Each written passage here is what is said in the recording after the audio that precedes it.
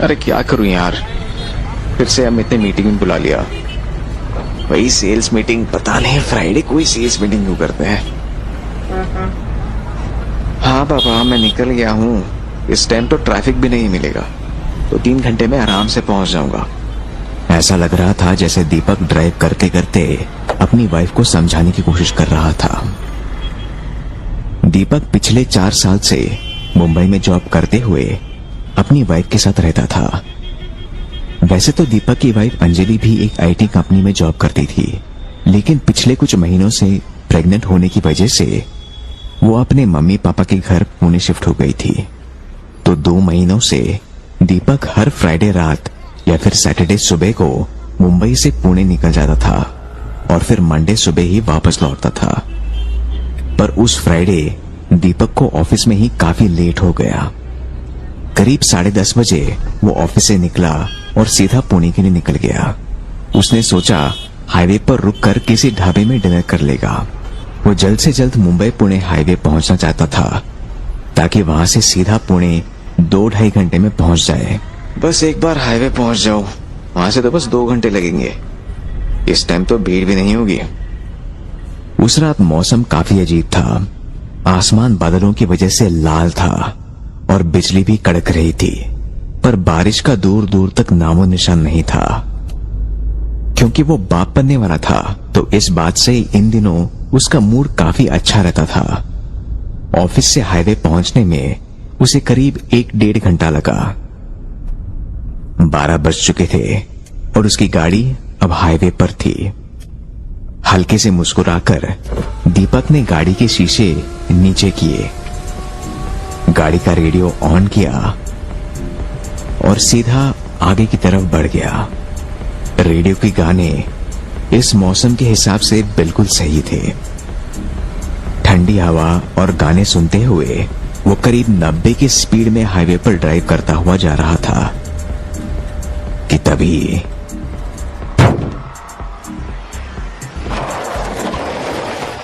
उसने तुरंत ब्रेक मारा। उसे ऐसे लगा जैसे कोई स्पीड ब्रेकर उसके सामने आ गया, जो उसे अंधेरी की वजह से दिखा नहीं। पर गाड़ी साइड में लगाकर उसने जब देखा तो उसकी गाड़ी के नीचे एक खून लगा हुआ था। उसने आगे पीछे देखा तो वहां कोई नहीं था। मोबाइल लाइट से उसने ध्यान से देखा तो गाड़ी के निचले हिस्से में काली बिल्ली की खाल चिपकी हुई थी। वो समझ गया कि वो स्पीड ब्रेकर नहीं बल्कि एक काली बिल्ली थी जो उसकी गाड़ी के नीचे आ गई थी। बिल्ली की काली खाल, खून और उसकी सफेद सी चिपकी हुई अंत देखकर उसे थोड़ा अजीब लगा, पर जो होना था वो हो चुका था। तभी उसका फोन बजा, पर दीपक इस बिल्ली वाले हादसे में उलझा हुआ था तो उसने नहीं उठाया। फोन उसकी बीवी का था। फोन 4-5 बार फिर से आया।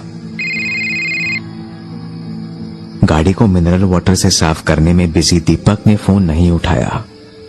वैसे भी हमेशा हाईवे पर पहुंचने के बाद उसकी बीवी अंजलि एक बार चेक करने के लिए फोन जरूर करती थी। गाड़ी में बैठते ही दीपक को वहीं पास में एक आदमी दिखाई दिया जो शायद कार या बस का ही वेट कर रहा था। बड़ी अजीब सी बात थी कि दीपक जब गाड़ी के बाहर था तो उसने आदमी पर बिल्कुल ध्यान नहीं दिया था। उस आदमी के पास एक लेदर का बैग भी था। दीपक ने गाड़ी उसके पास जाकर रोकी तो पता चला कि वो भी पुणे की बस के लिए वेट कर रहा था। वो आदमी दिखने में थोड़ा अलग था। उसकी उम्र करीब 40-45 की होगी, पर उसके चेहरे पर कुछ ज्यादा ही झुर्रियां पड़ी हुई थी। वो कभी सीधे देखकर बात नहीं कर रहा था। उसकी गर्दन में गहरा सा निशान था और उसकी आवाज काफी भारी थी। उसके पास एक सफेद लाठी थी जो वो चलने के लिए यूज करता था, क्योंकि उसके बाएं पैर में थोड़ी प्रॉब्लम लग रही थी।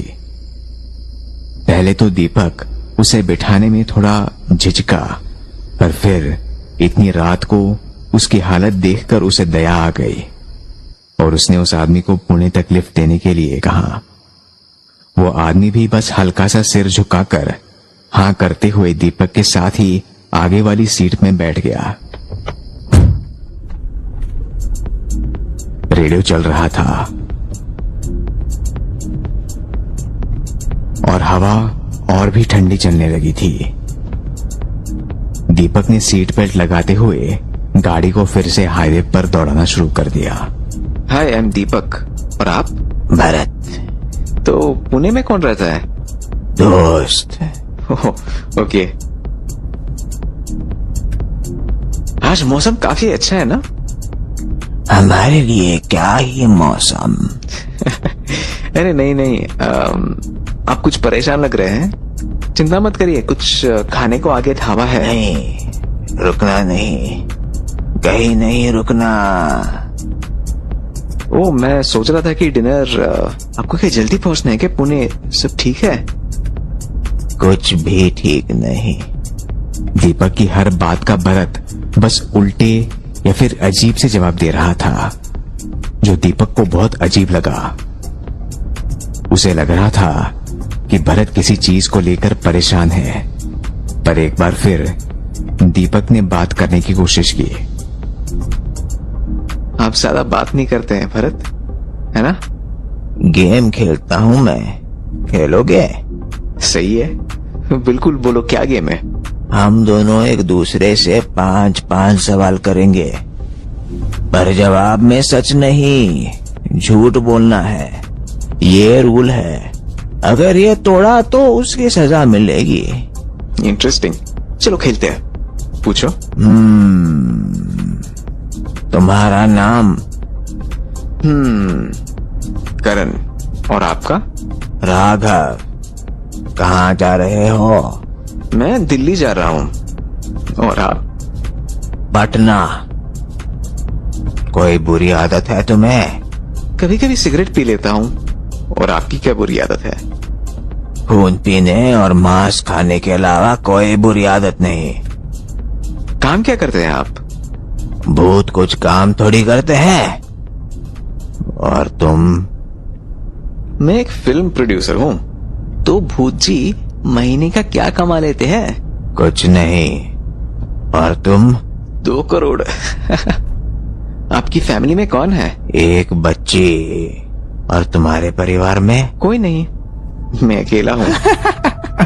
दीपक का एक जवाब सुन के जैसे भरत जोर से चिल्लाया और हंसा।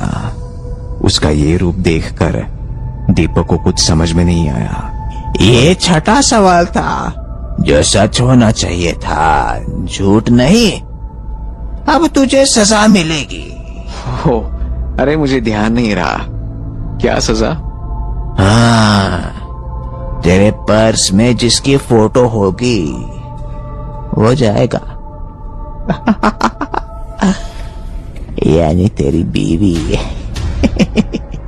ये सुनते ही दीपक का पारा जैसे एकदम चढ़ गया और वो गुस्से में बोला, अभी हो, तमीज से बात कीजिएगा भरत, वरना यहीं उतार दूंगा। और आपको कैसे पता कि मेरे पर्स में मेरी बीवी की फोटो? तेरी बीवी जाएगी, या हो सकता है चली ही गई हो। फोन उठाना चाहिए था ना।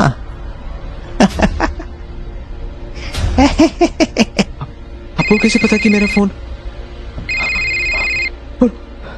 क्या क्या हो रहा है ये सब? अचानक उसने देखा कि भरत का चेहरा पूरा काला और आंखें लाल हो चुकी थी। उसने रेडियो पर एक हाथ मारा और रेडियो पर से दीपक के घर की आवाज आने लगी। रेडियो पर अंजलि की मां रो रही थी। बेटा, अंजलि, वो बालकनी से कूदकर उसने। अंजलि। नहीं मम्मी, मैं आ रहा हूँ। क्या हुआ है? क्या हुआ अंजलि को मम्मी? अंजलि और उसका होने वाला बच्चा दोनों 14वीं फ्लोर से कूदकर मर चुके थे। दीपक पूरे सदमे में जा चुका था और भरत, जिसका चेहरा पूरा काला और आंखें लाल हो चुकी थी, अब अपनी गर्दन टेढ़ी करके बस एक ही बात बोल रहा था, मारा था ना टीना, यानी उस बेचारी बिल्ली को। पर वो तो एक एक्सीडेंट, जानबूझकर थोड़ी। दीपक ने डरते हुए और रोते हुए भरत से कहा। वो गाड़ी से बाहर निकलना चाहता था पर निकल नहीं पा रहा था। हाईवे के हर हादसे की सजा होती है। और ऐसा बोलने के साथ ही अपने दोनों हाथों से, जो कि पूरे हरे और कंकाल जैसे हो चुके थे, दीपक के शरीर में हाथ डालकर एक झटके में उसका दिल बाहर निकाल लिया। दीपक का खून पूरी गाड़ी में फैल चुका था। सीट पर, शीशे पर, स्टीयरिंग पर और रेडियो पर भी। उसकी कटी फटी सी लाश को देखते हुए भरत फिर बोला, हाईवे का कोई भी हादसा पीछा नहीं छोड़ता और अपना बदला ले ही लेता है।